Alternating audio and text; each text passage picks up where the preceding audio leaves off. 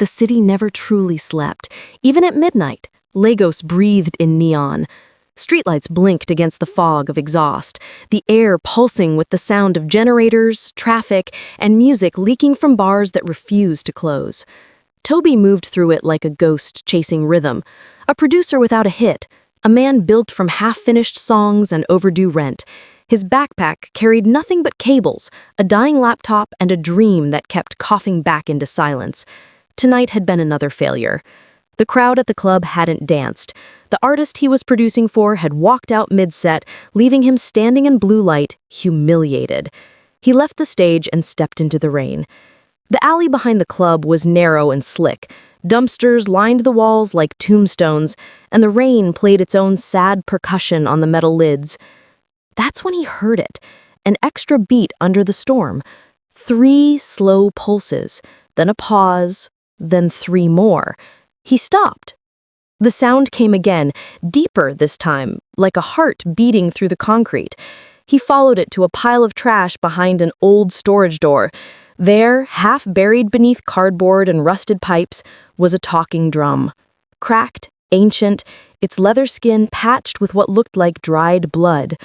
When he lifted it, the rain stopped. The air pressed close around him. He brushed a finger across the surface. The drum whispered his name. Not loud, not even clear, just a sigh of sound that seemed to echo inside his chest. Toby staggered back, heart hammering. Then he laughed nervously, blaming exhaustion. "Old drum, old sound, that's all," he muttered. He slung it into his backpack and ran home through the rain. At his small flat, the lights flickered. He set the drum on the table, powered up his laptop, and hit record. The microphone hissed, waiting. He tapped the skin gently, once, twice, 3 times. The rhythm vibrated through the speakers, richer than anything he'd ever recorded. Deep, resonant, almost human. He tapped again, faster. The drum answered, not echoing, but speaking back, filling in beats he hadn't played. He froze. Then he smiled nervously. "Perfect sample! You'll make me famous!" He layered it under a synth line, dropped bass behind it, and built a track called The Last Beat. By dawn, he'd finished mixing. By noon, he'd uploaded it. That night, his phone exploded with notifications. 1,000 plays, then 10,000, then millions. Comments floating in. "This sound is unreal. Whoever made this, it hits different. The rhythm feels alive." Toby couldn't stop refreshing the screen. The numbers climbed like a heartbeat, faster and faster. He fell asleep at his desk, the drum beside him. When he woke, the apartment smelled of salt and smoke. The drum had moved. It sat closer to the bed, facing him. He blinked hard. "Weird," he whispered. "I must have kicked it." He reached out to push it back. It hummed, softly, like a sigh. That day, every studio in town called him. Artists begged for his sound. One big label offered him a contract on the spot. Fame, money, everything he'd wanted since he was 16. And as he smiled for photos and interviews, the rhythm from the drum followed him, subtle, steady, like a heart inside the city's noise. But that night, when he closed his eyes, the beat changed. It slowed, then reversed, and from somewhere deep in the sound came voices, hundreds whispering together. They were saying his name. The next morning, the song had crossed oceans. Radio stations from London to Nairobi were playing it on loop. Influencers danced to it. DJs remixed it. Producers messaged him begging to know how he made that beat. Toby smiled until his cheeks hurt. The city for once was singing his song. He walked through Lagos that day like a man floating above the ground. Billboards flashed his name. Strangers recognized him. And yet in every crowd he swore he saw someone staring a little too long, a face too still, eyes too dark. Each time he blinked, they were gone. When he got home that night, the apartment was cold. The drum sat exactly where he'd left it, yet the shadows around it seemed deeper. He turned on all the lights. Still, the air felt crowded, as if the room itself was breathing. He opened his laptop. His new song had gained another 1,000,000 plays in the last hour. He pressed play and froze. In the background of the track, behind the rhythm, a voice whispered something he hadn't recorded. It was low, almost drowned by the beat, but when he slowed the track down, he heard it clearly. Toby. He stared at the waveform. "No, it's a glitch," he muttered, "just noise." But as he played it again, the whisper grew louder. This time it said, "Finish the song." He slammed the laptop shut. The room went silent except for the faint hum from the drum. His pulse matched it. The next morning, he went to the studio early. His assistant, Zainab, was already there, headphones on. She smiled when she saw him. "Your track's everywhere, but there's something strange about it." She hit play. The speakers filled with the beat, deeper now, thicker, pulsing like a living heart. Zainab frowned. "Do you hear it? That second rhythm under yours? It's not normal." Before he could answer, the lights flickered. The sound warped, rising in pitch until it was a shriek. Zainab screamed, tore the headphones off, and collapsed. Toby rushed over, shaking her, shouting her name. But she was gone. Her body still warm, her eyes wide open, staring at nothing. And in the corner of the room, the drum stood upright, though no one had touched it. He backed away slowly. "What are you?" he whispered. From the air came a faint hiss of breath. Then, softly, the drum answered in rhythm. 3 beats, a pause, 3 more. He ran. Outside, the city roared as always. But to him it sounded wrong. The horns, the voices, the footsteps, all forming a pattern, a rhythm, the same rhythm. Everywhere he went, he heard it. In the engines, in the raindrops, in his own heartbeat. That night he dreamed of sand and fire. He saw dancers in a circle, bodies painted with ash, moving around a glowing drum. Their eyes were empty, their smiles wide. A voice rose above them, deep and layered with echo. "You took my voice," it said. "Now I take yours." He woke up gasping. The drum was beside his bed again. The whispers were no longer faint. They were singing. Third day, Toby couldn't tell if he was awake or dreaming. Every sound had rhythm now. Footsteps on the pavement, raindrops on glass, even his breathing. The world had turned into percussion, and he was the only one hearing the song. He shut himself inside the studio, curtains drawn, phone off, trying to mix out the whisper. He deleted tracks, changed samples, re-recorded everything. But no matter what he did, the same beat returned, always the same pattern, the same ancient pulse. He hadn't slept in 2 days when the knock came. A woman stood in the doorway, tall, wrapped in a deep red scarf, her eyes a strange golden brown that seemed to shimmer in the dim light. She smiled softly. "You're Toby," she said, "the one who found the drum." He froze. "Who are you?" "My name is Amara," she said. "I study sound, but not the kind you record."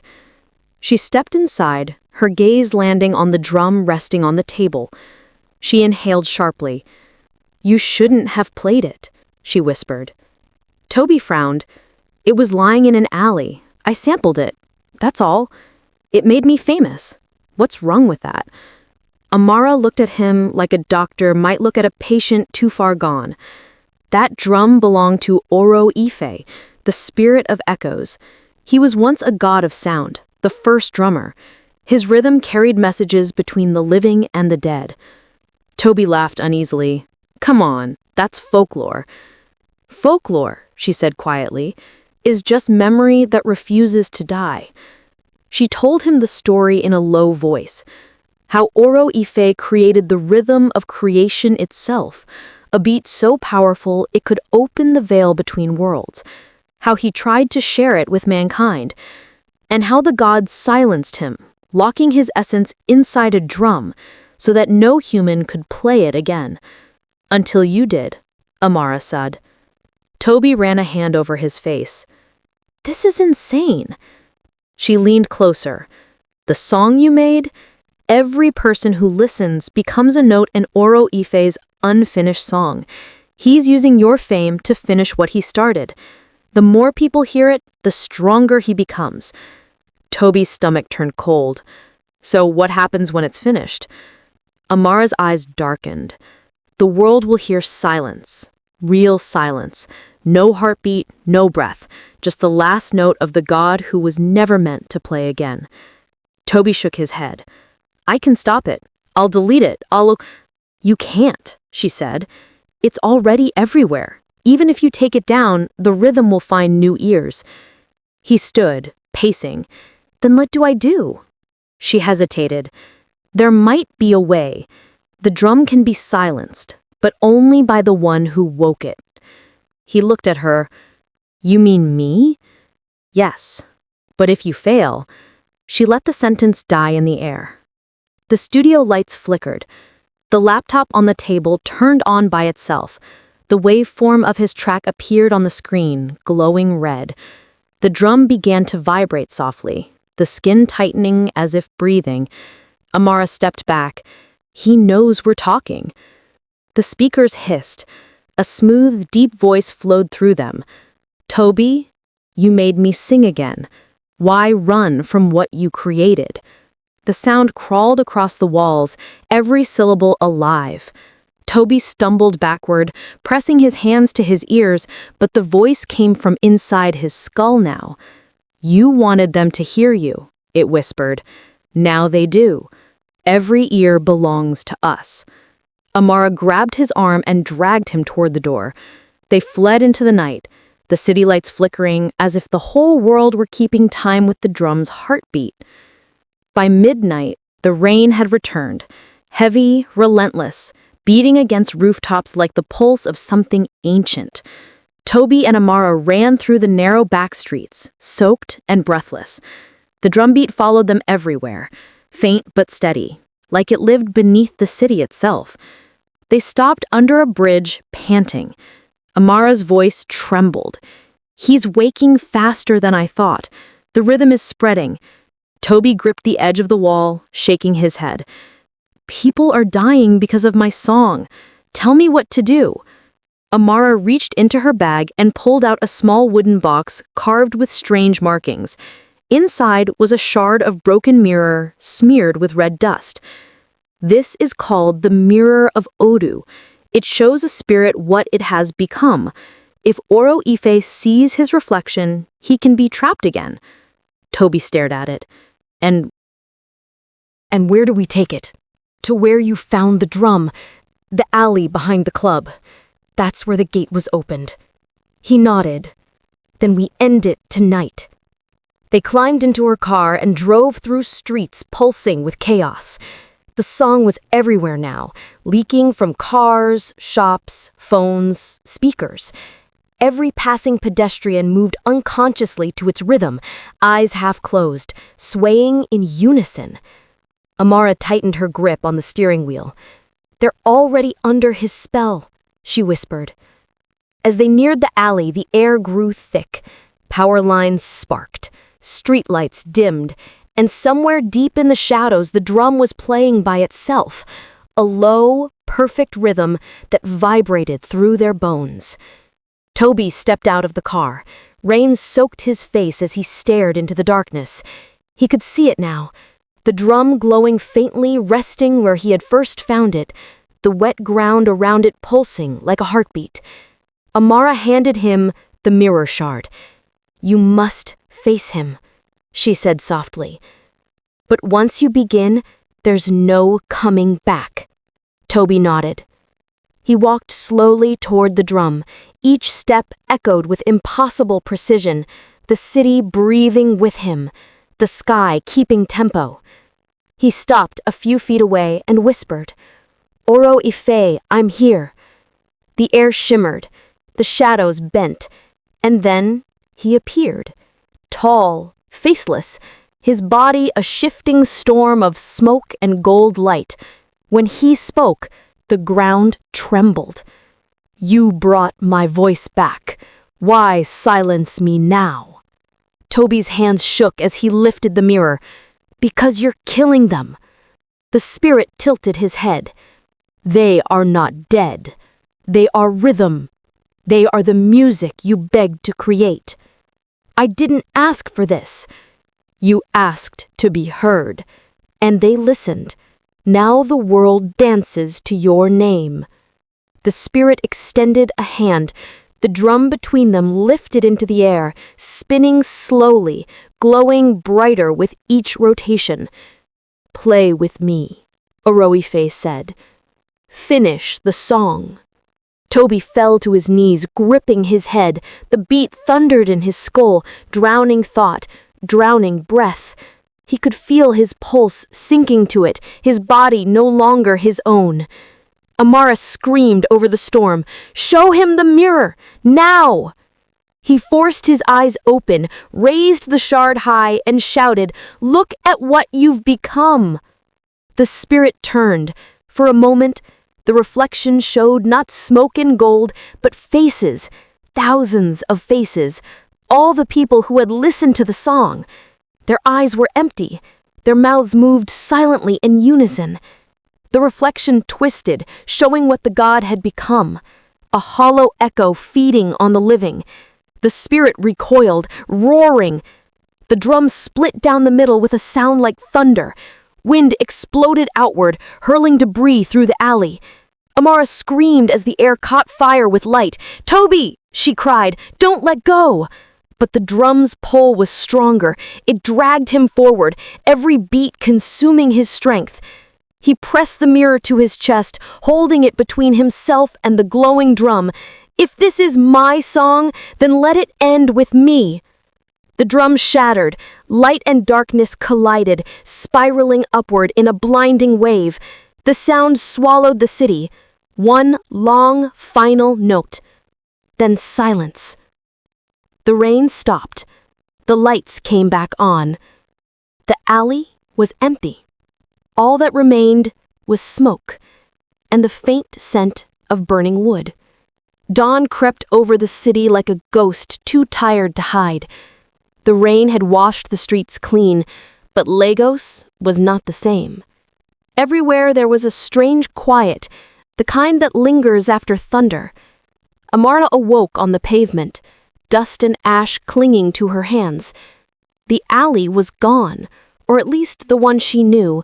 In its place stood an empty lot, scorched at the edges, the air faintly humming as if memory itself still vibrated there. She searched the ruins for any sign of him. No drum, no body. Only a single fragment of glass from the mirror, cracked but still glowing faintly red. Inside it, for a heartbeat, she thought she saw Toby's face, smiling, calm, before it faded into smoke. She pressed the shard to her chest and whispered, "Rest, my friend." The city stirred awake. People went back to work, back to music, back to noise. The song that had taken the world vanished overnight. No file, no trace, not even cached on the internet. As if it had never existed. Yet sometimes, when the power failed and the city went dark, some swore they heard a faint rhythm in the distance. 3 beats, a pause, 3 more. Like a heart trying to remember its name. Amara quit the university and left Lagos months later. She carried the mirror everywhere she went.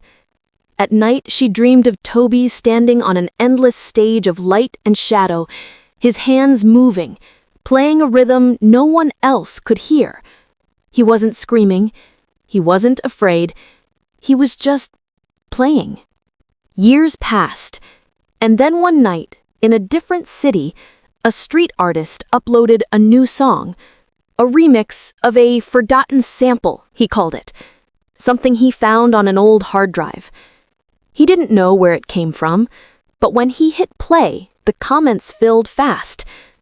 "This beat feels alive. It's like it's breathing. Whoever made this, thank you. Within hours, it trended again.